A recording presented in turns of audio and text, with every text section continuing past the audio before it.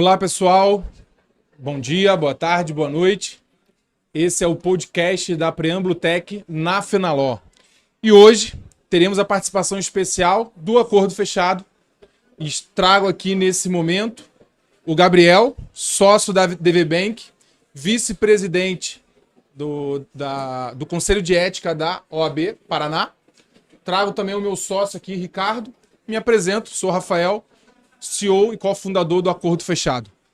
Teremos um tema bem interessante, bastante polêmico, que tem atraído bastante atenção dos tribunais de justiça, das empresas, dos escritórios, que é como usar uma plataforma de acordo, o Acordo Fechado, em casos de advocacia predatória. E para esse debate, a gente vai fazer algumas perguntas, mas antes de fazer essas perguntas, para a gente se soltar aqui e falar um pouco sobre esse tema, fiquem à vontade aí, pessoal, caso vocês queiram também trazer alguma colocação inicial e em seguida a gente já entra nessas perguntas. Gabriel, fica à vontade. Bom, olá gente, tudo bom? Tudo jóia? Tudo certo?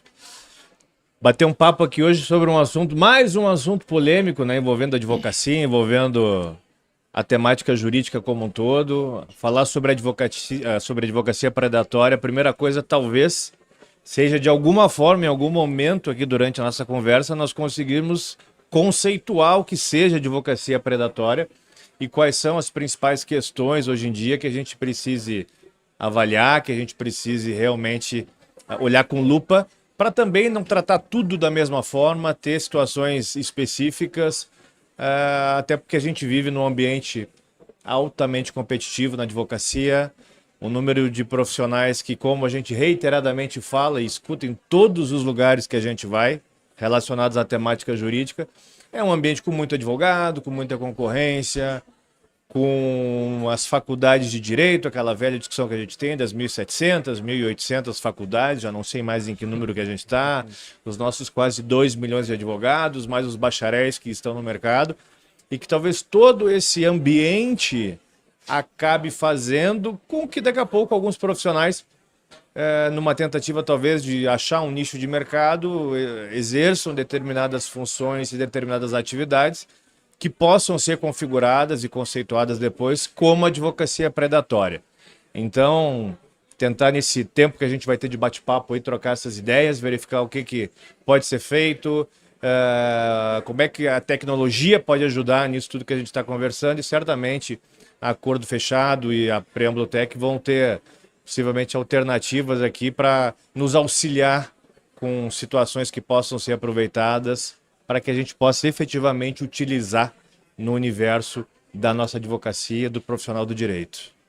Maravilha. Vamos lá, Ricardo. O Ricardo teve uma experiência também, né, em departamento jurídico, né? Sim. Então o Ricardo pode também trazer para esse rico debate aqui, para essa conversa, nosso esse bate-papo aqui bem informal, pessoal, como que isso impacta inclusive os jurídicos, né? Uma empresa, como que ela tem seu prejuízo financeiro ali quando ela sofre esse tipo de advocacia predatória no seu dia a dia. Então, Rick, fica à vontade aí para fazer essas introduções e depois a gente entrar no nosso tema em si. Olá, meu nome é Ricardo, né? Eu sou um dos sócios fundadores do Acordo Fechado e tive experiência, né, na diretoria jurídica de uma multinacional de telecomunicações e, de fato, realmente essa questão do demandante quanto mais, da advocacia predatória, do demandismo exagerado, a quantidade de processos acaba realmente impactando os números das empresas. Você vê que na época, isso daí antes da gente fundar o Acordo Fechado, já vai quase 10 anos de Acordo Fechado aí, né? Mas daquela época já o custo das demandas no Brasil, ela já girava em torno de 2% dos faturamentos das empresas, né? Então, assim, o custo com o judiciário, com essa, vamos dizer assim, com essas demandas muitas vezes artificiais, é um custo que é muito alto, não só para o advogado que está trabalhando ali, para o departamento jurídico, como uma empresa como um todo e até mesmo para o Brasil, né? Então o Brasil hoje é um recordista de demandas e não necessariamente são demandas ali verdadeiras, né?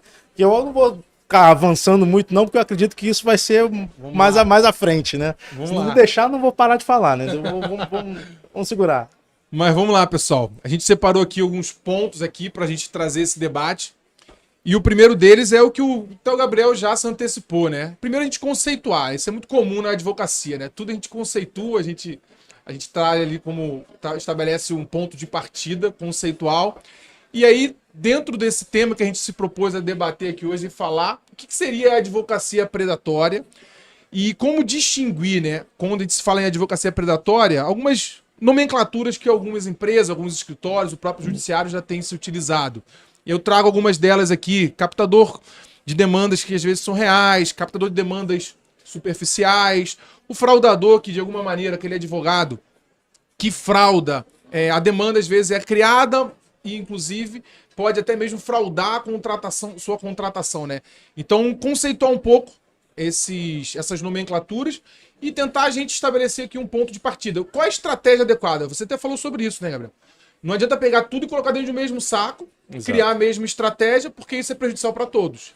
Então, vamos conceituar, né, esses pontos e começar a construir qual é a melhor estratégia, né? Essa discussão ela caberia uma palestra, um seminário, que a gente tem a possibilidade de ficar alguns dias debatendo com relação ao tema, porque são vários assuntos correlatos que levam a isso que a gente está falando sobre o debate aqui. Falamos um pouquinho do volume, da concorrência, da quantidade de advogados e de profissionais do direito hoje em dia envolvidos. E, logicamente, esses profissionais eles buscam o seu espaço ao sol. Então todo mundo tem que trabalhar, todo mundo tem que ter cliente, ainda não se inventou outra forma de se ganhar dinheiro na advocacia senão advogando. E aí começam a surgir os problemas, porque talvez em locais com economias mais avançadas não haveria tanto espaço para tanta gente em função de um nível de possíveis clientes relativamente pequeno. Por que eu falo pequeno? A gente fala de um país aí de mais de 200 milhões de brasileiros, mas tem um trabalho feito pela GV, inclusive, onde se conceitua para o segmento jurídico quais são os possíveis clientes para um segmento jurídico. E aí o pessoal faz aquelas contas básicas, aritméticas, de população dividido pelo número de profissionais, dá tantos profissionais por cabeça, vamos chamar assim. Mas o problema é que no Brasil a gente tem que primeiro tentar conceituar quais são as pessoas que têm capacidade e são aptas a contratar um profissional do direito. Então a gente já sai de uma faixa financeira que vai diminuir em mais de 50% a possibilidade de contratação. À justiça, né?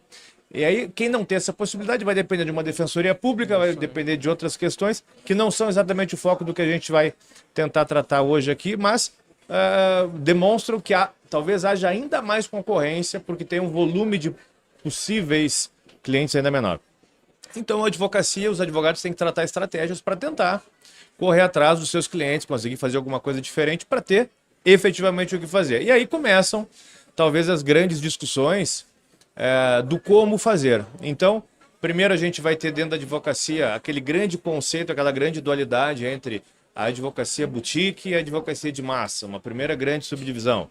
Então, quando a gente fala de captadores ou predatores, a gente está falando da advocacia de massa basicamente. E quando a gente vai para a advocacia de massa, a gente tem um outro elemento a ser considerado, que é o próprio Código de Ética, o Estatuto da Advocacia, com uma série de restrições, uma série de vedações a respeito de como a atividade de prospecção pode ser executada.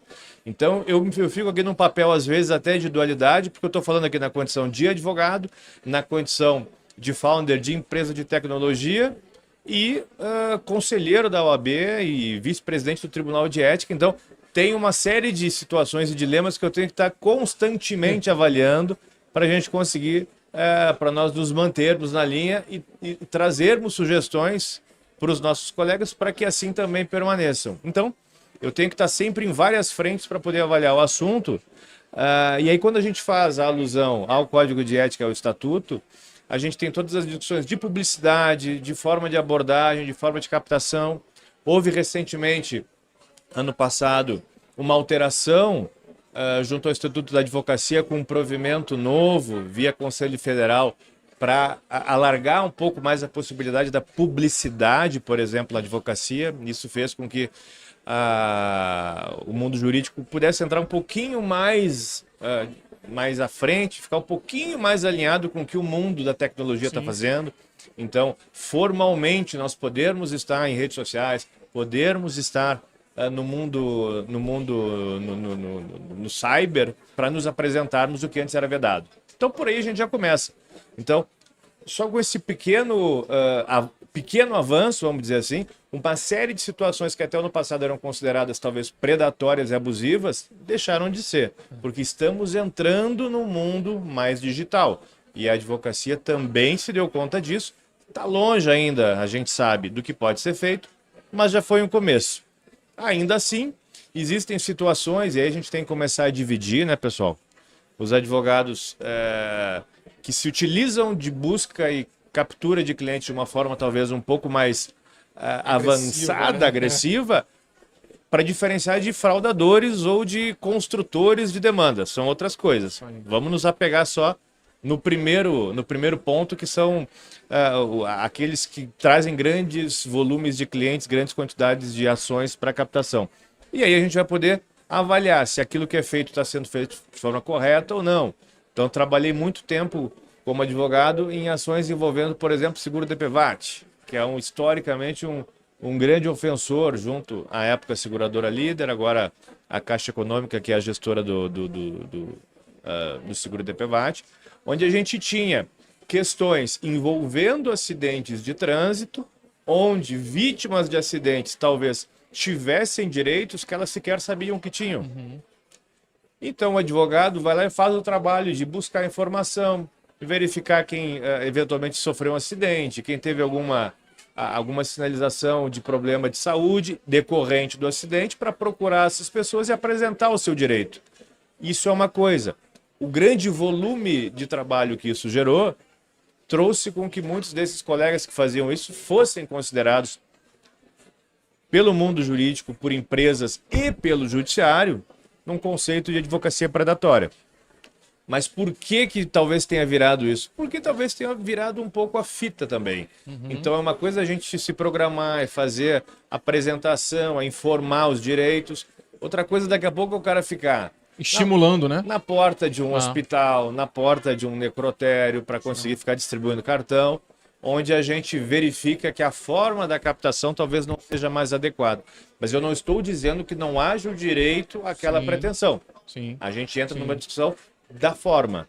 E a diferença da forma, que eu acho que eventualmente é o assunto que a gente pode seguir conversando aqui sobre como talvez fazer da forma correta para evitar sermos taxados de advogados predatórios, sermos taxados de advogados aproveitadores de situações, mas sim advogados que levam a possibilidade de partes talvez sem condição de buscar o seu direito efetivamente, advogados que possam levar essa possibilidade para todos, exercendo aquele papel fundamental da advocacia, que é a prestação de serviço jurídico para a sociedade. Esse é o papel. Não, sem dúvida. E o que eu vejo, né? Eu vejo, você tocou num ponto importantíssimo, que é essa evolução tecnológica, né? Do advogado cada vez mais estar participativo nas redes sociais, ter o seu site ali para conseguir que seus clientes consigam acessá-lo ali de forma mais rápida, mais tecnológica, de forma mais intuitiva, de forma mais simples. O advogado que sempre vai estar divulgando alguma situação que pode ali trazer o seu cliente para demandar, para falar sobre algo que ele sofreu. E ao mesmo tempo eu vejo hoje sendo criado cada vez mais sites para de alguma forma estimular às vezes uma situação ou fomentar uma litigância exacerbada, né? Então é importante separar uma coisa de outra, principalmente o que você falou, né? Da forma, né? O Estatuto da Advocacia foi recentemente atualizado para permitir que o advogado possa atuar, possa realmente trazer mais clientes, principalmente por conta dessa a gente vive um ambiente para o advogado hoje, somos advogados aqui, né? Um ambiente que o advogado precisa se reinventar dia após dia para conseguir seu ganha-pão, e nada mais justo e correto correr atrás disso. Não existe nada de errado, não existe nada de indevido nesse tipo de atitude, né? Mas realmente saber diferenciar o que é um bom advogado que consegue incluir na sua rotina com o marketing, com uma estratégia de uso de tecnologia para trazer mais negócio, para trazer mais clientela para o seu escritório, né? Então é uma coisa dentro de um potinho, digamos assim, outra coisa é o advogado que estimula, que fica ali criando demandas superficiais, em algumas situações até demandas fraudadas, né? Seja fraudada de documentos, a gente vê muitos advogados que entram com ações que falsificam o número de protocolo, falsificam documentos que comprovariam uma pretensão apresentada nos autos daquele processo, e advogados que fazem isso e ainda fraudam até mesmo as procurações, né? Eu estava vendo uma matéria que saiu no Migalhas falando que muitos processos foram pagos, acordos foram fechados e que os autores tinham até morrido. E os advogados receberam, ou seja, as partes sequer sabiam que tinham entrado naquele processo. Obviamente, se obtém essa informação dentro do jurídico ali, dentro de uma área da empresa, onde acontece às vezes alguma falha, e ali se começa a distribuição de processos, mesmo sem a concepção, sem o conhecimento do próprio consumidor ou reclamante, né? Dentro desse exemplo que foi dado do DPVAT, ali então para ações ali, para demandas fraudulentas, né, de acidentes domésticos que são reportados como um acidente. Nossa, isso aí é muito, né? E aquela questão que a gente estava falando até antes daqui da gente começar a conversar, né? Da especialização dos advogados. Muitos advogados já entenderam que durante essa mudança o correto não é que ele faça propaganda de um serviço jurídico ou algo do gênero, é ele ensinar o que as pessoas têm de direito. Então, nos casos de DPVAT, muitos advogados conseguiram captar muitos processos apenas falando, ó, quem tem X situação tem o Y de direito, quem pode isso, pode aquilo. E a pessoa que está assistindo ali, que está sendo impactada por aquele, como posso dizer assim, aquele conteúdo, né, por aquelas dicas e tal, às vezes vão olhar para aquele advogado e falar, pô, esse cara aí sabe o que ele está falando. De repente ele é um especialista dessa área. Ele acaba captando de uma forma que não é diretamente uma propaganda ou algo do gênero. Ele está ali sabendo utilizar as redes sociais, utilizar um WhatsApp, um Facebook, um Instagram, dessa forma, movimentando ali e fazendo uma propaganda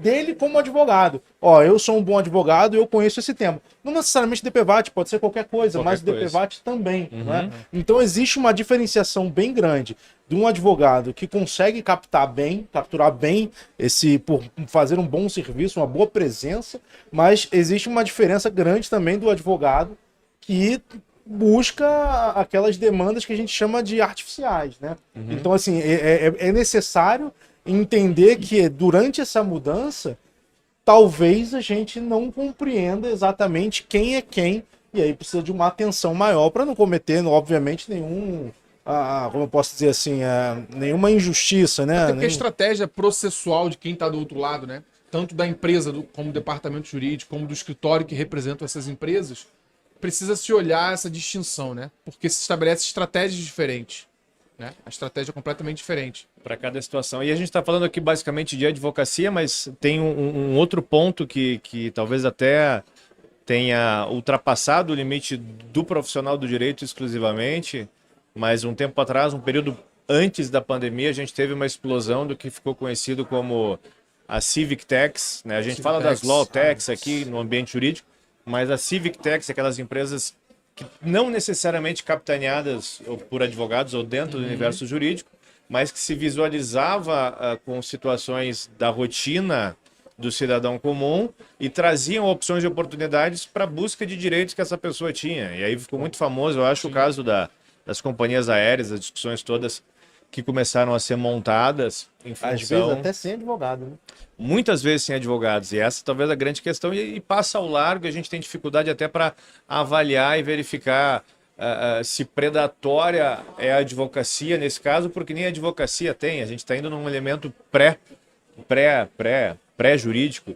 A gente tem o exemplo, essas empresas, no momento que a gente estava no aeroporto e tinha a confirmação de um cancelamento de voo, se a gente tirasse uma foto da tela do terminal da Infraero demonstrando o cancelamento daquele voo, o comprovante do nosso bilhete de passagem, e a gente encaminhasse isso para uma plataforma de avaliação, automaticamente o sistema já fazia uma leitura, verificando as possibilidades de condenação em uma situação semelhante, com os tribunais vinculados àquele ambiente, que isso daria um crédito médio na casa de R$3.000, e se a gente assinasse uma procuração e uma cessão de direitos de crédito naquele momento, via digital, eles já antecipavam 50% desse valor caindo na sua conta e seguiriam depois com a demanda.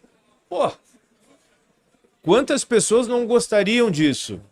E isso acabou sendo a consequência de um ambiente que se tornou quase impraticável para as companhias aéreas, a ponto de ter sido feito um trabalho junto ao Conselho Federal da OAB por parte dos jurídicos das companhias aéreas para demonstrar o índice e o aumento das demandas relativas às situações das aéreas no judiciário brasileiro de um ano para o outro, um aumento de mais de 200% nas ações, que repercutia no caixa, obviamente, dos jurídicos e dos valores que eles eram obrigados a pagar, criando a tal bola de neve. Isso que a gente não está nem falando de demanda que foi para o judiciário. Porque na sequência havia então o ajuizamento por parte dessa Civic Techs, que então contratavam outros advogados para serem os seus parceiros nessas demandas. E aí sim a pergunta que a gente pode fazer: esses advogados que ajuizavam as ações das seções de créditos para essas Civic Techs, né, no caso das aéreas, eles seriam advogados predatórios? Ou eles estão sendo contratados por uma empresa que daqui a pouco executava uma atividade predatória? Então, olha a nuance, o cuidado que a gente tem que ter na avaliação do profissional da advocacia para ter uma evolução. Como é que a gente vai punir? E confesso a vocês que não conseguimos acompanhar o resto da tramitação dessa discussão, porque veio pandemia logo em seguida, teve todo um... Mas muitas plataformas dessas foram derrubadas, saíram do ar. Eu sei que aconteceu um movimento bem intenso para tirar muitas delas do ar, para diminuir o que eles estavam chamando de fomento à judicialização em algumas situações, né?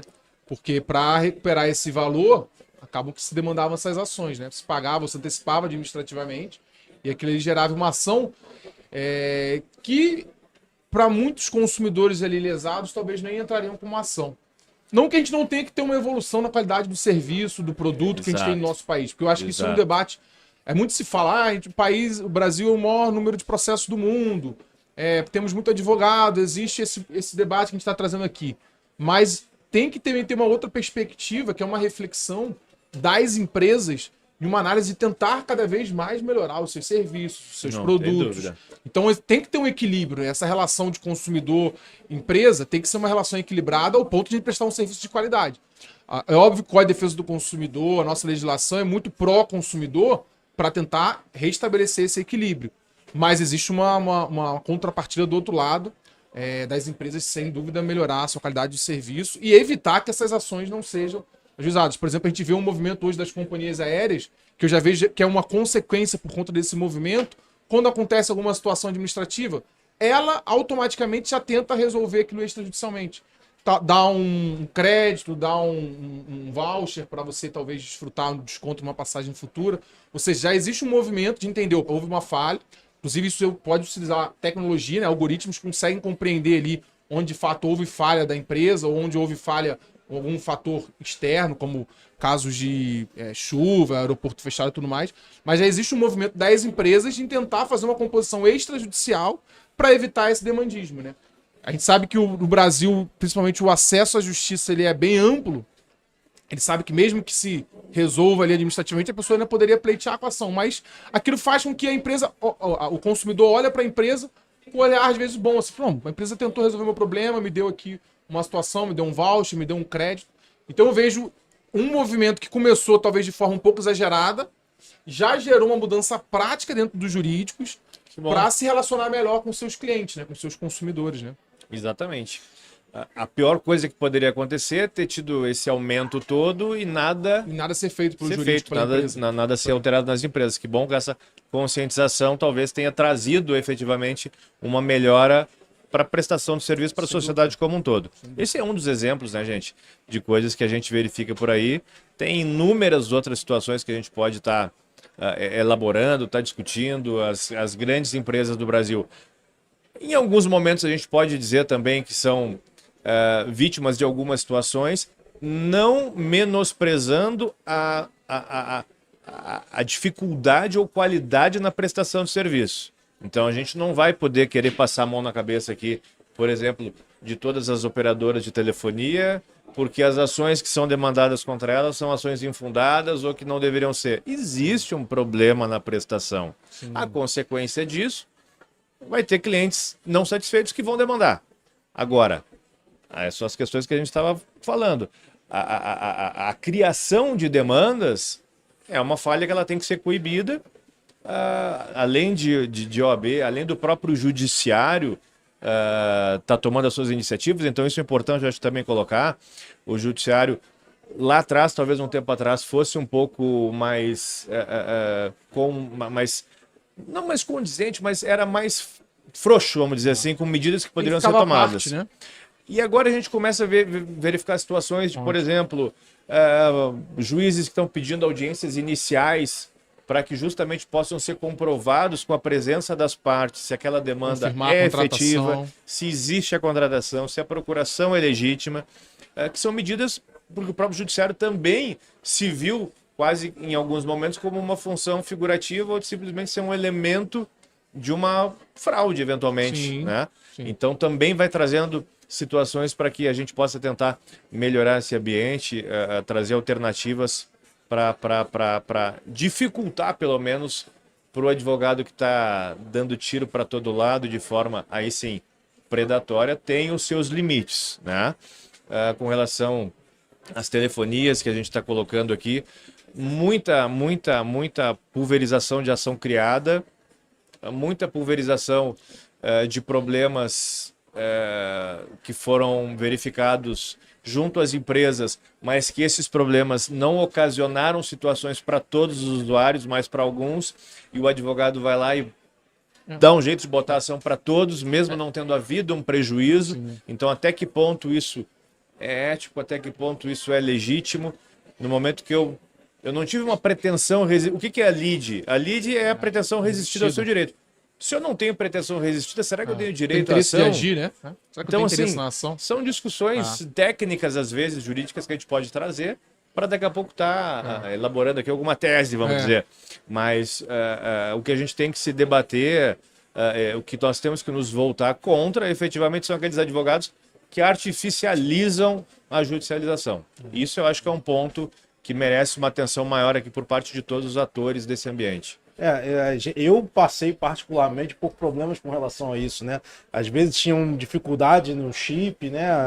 Ou o Herb com problema, justamente com telefonia, e existiam advogados que simplesmente falavam: compra o chip, porque você não precisa nem fazer nada. Se você não vai conseguir porque está com um problema, né? Então estimulando um problema que acontecesse, né? Então, assim, isso eram problemas que são ruins, muito ruins para a empresa, mas você levantou para o judiciário também. Para o judiciário isso é muito ruim. A quantidade de processos que nós temos hoje no judiciário brasileiro, ela é recorde mundial, né? E a quantidade de pessoas, né? De possíveis consumidores ou de demandas eventualmente trabalhistas, o quantitativo no Brasil ele é absurdo, né? Ele é a ponto de você imaginar que não é possível que se mantenha, né? Então, é sustentável esse modelo, né? As iniciativas do judiciário, elas são importantes também, né? Então a OAB é claro, mas o judiciário também é uma vítima disso, as empresas. Então deve haver um movimento conjunto, inclusive, né? Isso aí. E esses números, né, eles só não são maiores dos processos em andamento no Brasil, porque existe um número muito significativo de encerramentos de processos ao longo de cada período. Então a gente tem, da mesma forma como entra muita coisa, se encerra muita coisa. E aí entra uma característica importante, que eu acho que nesse espaço que nós estamos hoje aqui é importante se colocar também, como também o uso da tecnologia é fundamental para auxiliar esses processos de dinâmica do mundo do contencioso, do mundo do judiciário, porque existem hoje inúmeras ferramentas, como, por exemplo, as plataformas de acordo online, as ODRs, que ajudam situações de demandas repetitivas, que daqui a pouco a gente já consegue, através de preditivos, verificar que determinados segmentos de ações sobre determinadas matérias, com determinadas partes, elas terão um encerramento processual desfavorável às empresas, favorável aos consumidores, que vão levar aí, me ajudem, 18, 20, 24, 30 meses. Né? Então a gente está falando só de juros e correção. 30 meses de correção muitas vezes pode significar quase tanto quanto o valor inerente ao bem da vida que está sendo tratado. Então, por que não avaliar esse caso desde o seu início para tentar ter uma cultura, né, da não litigiosidade no sentido de prorrogar as ações? Temos que prorrogar as ações, sim, contra aqueles advogados que se valem de formas equivocadas de atração, de captação. Esses, eventualmente, precisam ter uma atenção diferenciada. Mas aqueles advogados que ingressam com demandas factuais, com demandas específicas, com demandas onde a gente pode dizer que o seu cliente tem razão, por que não minimizar o tempo, minimizar o problema para todo mundo, executando efetivamente uma composição para melhorar para as partes, para os advogados, para o judiciário, para o segmento como um todo. Então, por que não levar essa cultura de uma forma mais aberta, mais amplificada?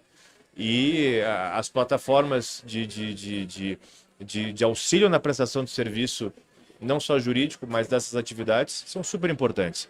E eu vejo que, por exemplo, a Acordo Fechado é um player aí do mercado, como o Ricardo falou aí, há mais de 10 anos, que imagino eu auxilie nesse contexto. Eu não sei de quantos acordos vocês já foram responsáveis, de quanto talvez tempo de tramitação de processo vocês já tiveram condição de diminuir, quantas partes daqui a pouco tiveram o ingresso de valores de forma mais efetiva, mais célere, e puderam resolver os seus problemas legítimos através do uso de tecnologia.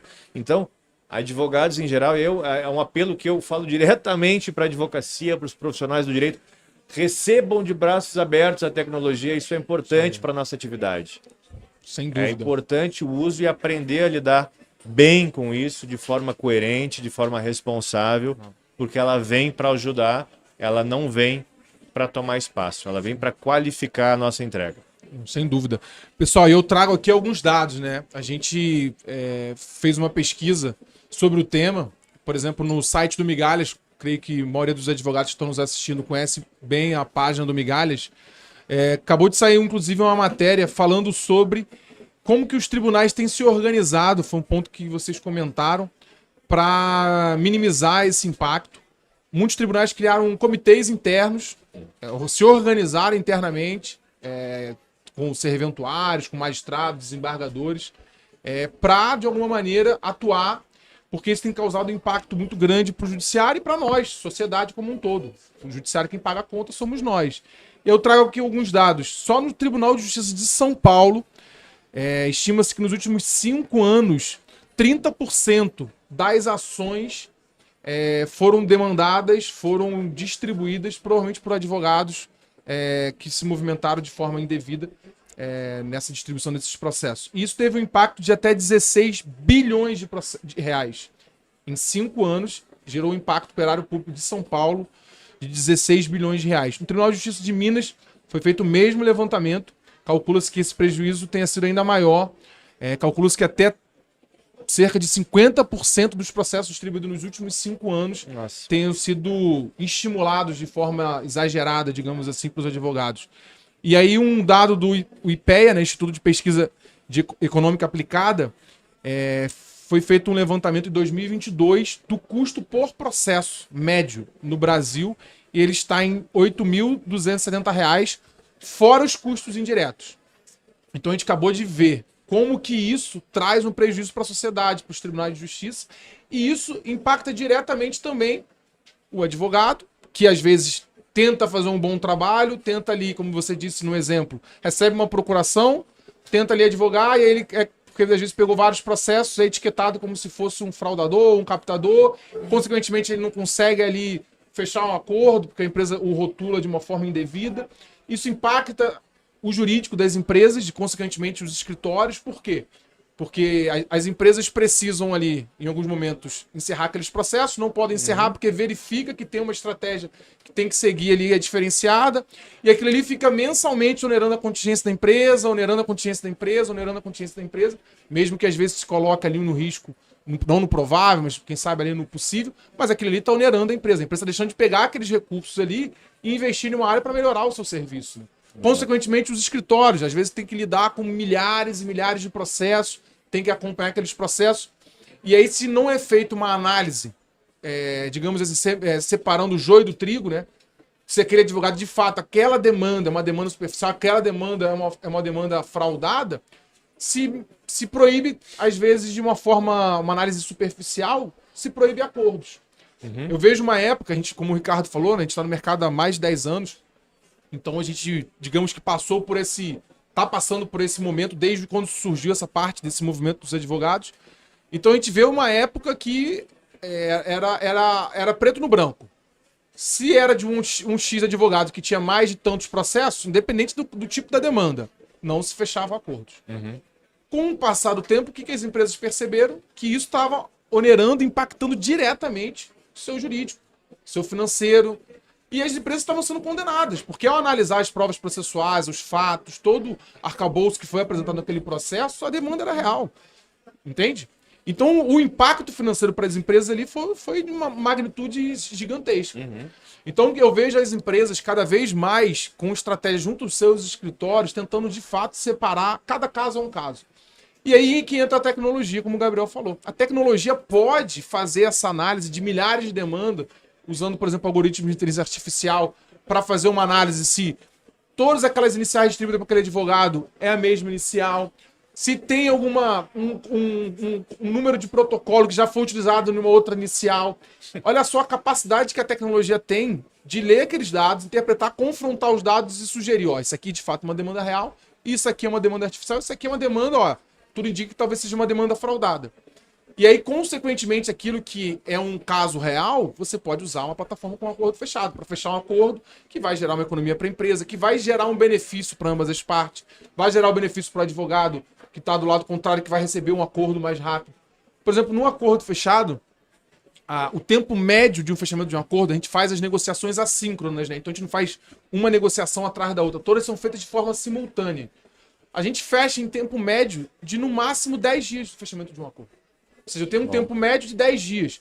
A gente está falando de um país, de um tribunal célere, que você demora, num caso de natureza civil, demora até 2 anos e 6 meses para você receber o seu direito. Para você marcar uma audiência de conciliação, a gente está falando de 180 dias. Aí você compara 10 dias com, na melhor das hipóteses, no melhor tribunal de justiça, 180 dias. Ou seja, o acordo fechado, a plataforma, ela é boa para o escritório, ela é boa para a empresa e é boa também para o advogado que tem ali 10, 15 processos, 20, 30. Por quê? Isso aumenta a sua capacidade também. Se ele consegue fechar mais acordos usando da plataforma, ele vai conseguir ter tempo para conseguir, talvez, conseguir novos clientes, se dedicar com outros clientes. Né? Então, a gente está falando de um benefício que a tecnologia traz de forma, assim, inimaginável, né? Então, a gente vê... por que esse tema a gente fez questão de trazer aqui para debater aqui nesse dia de hoje? Porque, às vezes, existe um preconceito, existe uma análise muito incipiente, muito simples, que a plataforma de acordo poderia estimular esse tipo de demanda, quando, na verdade, ela contribui. Ela contribui de forma preventiva, ela contribui para o encerramento de um processo real, de forma séria, de forma estratégica, mas para que diminua o seu ticket médio e gere uma economia, né? Então, é importante a gente reforçar esses pontos e enfatizar isso para todos que estão ouvindo aqui. Ricardo, fica à vontade, fala um pouco também da sua experiência.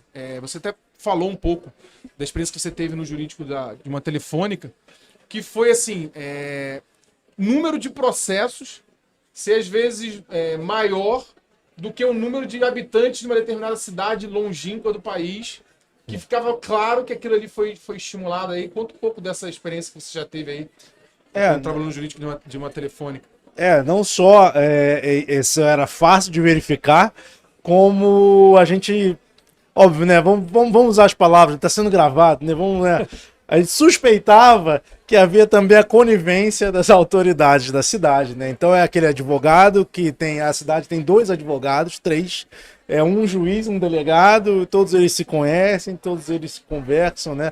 Então realmente eram situações que nos atrapalhavam, né? Mas não é só isso, né? A questão também do tempo e das despesas processuais, né? Porque você acabava levando esses casos à audiência, então existia um custo da audiência, existia o custo do escritório, que você tinha que contratar o escritório, você tinha uma série de outros custos envolvidos, além, é claro, do contingenciamento, né? Porque o contingenciamento também era um problema. Por mais que você necessariamente não vá gastar aquele dinheiro naquele momento, você também precisava segurar aquele dinheiro, né? Que é a regra da CVM e é uma regra adequada, inclusive, mas isso vai causando problemas, né? Então, assim, essa série de probleminhas que vão sendo causados, quando somados numa quantidade muito grande, isso vai gerando um problema que não é só para a empresa. porque os consumidores dessa empresa também eventualmente vão ter que estar pagando parte dessa conta. A sociedade em geral paga parte dessa conta, né? Então, quando você usa empresas como um acordo fechado, que reduz o tempo de vida útil da empresa, que reduz a quantidade de demandas ali que vão estar ativas, que libera esses valores que ficam parados, que poderiam estar sendo investidos, você está melhorando não só para a empresa, que está ali, obviamente, recebendo benefício direto, para o autor da demanda, que vai estar tendo a sua demanda resolvida de uma forma mais rápida, ele até então não teve resolução do problema dele, mas passou ali naquele momento a ter, para os advogados, né, tanto para o escritório das duas partes, né, que vão resolver ali mais rápido, mas para o judiciário, que vai ter um custo menor, e isso volta para a sociedade e para a empresa de um modo que ela pode baratear e se tornar mais competitiva. Ou seja, isso volta de novo para a sociedade, para a parte de consumo, né? Então, essas demandas artificiais, demandas fraudulentas, até, enfim, às vezes autores são demandantes quanto mais, não necessariamente são só os advogados, né? Muitos autores também, né? Eles acabam ali tentando, de alguma forma, burlar, e às vezes o advogado nem sabe o que está acontecendo, né? Mas isso acaba atrapalhando a todos os envolvidos, né? Inclusive aqueles que estão praticando a modalidade predatória, advocacia predatória, eles vão ver outros problemas na vida dele, como a passagem de avião ficando mais cara, como o telefone ficando mais caro no valor da... Pode. Não, esses exemplos eles são práticos e úteis mesmo, Ricardo, porque a gente realmente visualiza e verifica como isso influencia nas rotinas da nossa vida, no dia a dia mesmo. Sim. E é uma dificuldade, às vezes, que os advogados têm para conseguir trazer o elemento financeiro para suas questões, para suas avaliações. Então, é como a gente estava dizendo aqui, se a gente pegar os números do CNJ, os anuários e verificar, só a manutenção da máquina judiciária no Brasil, ela é equivalente ao PIB da Argentina. Então, assim, é uma monstruosidade o que se gasta para manter fóruns abertos, pagamento de juiz, pagamento de servidor, construção, enfim, toda a máquina é muito cara. E quem paga a conta somos nós, é a sociedade como um todo, a gente tem que entender isso. E aí eu vou dar aqui um depoimento de forma prática na condição de advogado de escritório, que já se utilizou de plataforma de automação de acordo, onde a gente conseguiu verificar, por exemplo, que num determinado cliente com muita demanda repetitiva, historicamente essa empresa ela tinha um ticket médio para acordo num valor X, vamos chamar aqui de R$5.000. Isso era um número que se mantinha ao longo de 3, 4, 5 anos. No momento que nós ingressamos nesse cliente, nessa empresa, para justamente fazer um trabalho específico e direcionado de composição através do uso de plataformas de composição, a gente conseguiu durante um ano inteiro apresentar um ticket médio por composição com 32% a menos de valor despendido pela empresa. Então a gente conseguiu demonstrar de forma prática e efetiva como a seleção daquelas ações que efetivamente mereciam um atendimento de composição, através do uso de ferramenta, se consegue uma situação de celeridade, economia e satisfação para as partes envolvidas. Então a gente está falando de 3 elementos que beneficiam justamente todas as partes e trazem como consequência indireta, que a gente nem se dá conta, o benefício social de tudo isso que a gente está fazendo na parte econômica. Sim. Então, o estudo da atividade jurídica obrigatoriamente também tem que estar relacionado com a avaliação financeira do mundo judiciário, do mundo jurídico. Então, a teoria econômica do direito, cada vez mais ela está presente, cada vez tem mais gente escrevendo sobre isso, cada vez tem mais gente estudando sobre isso.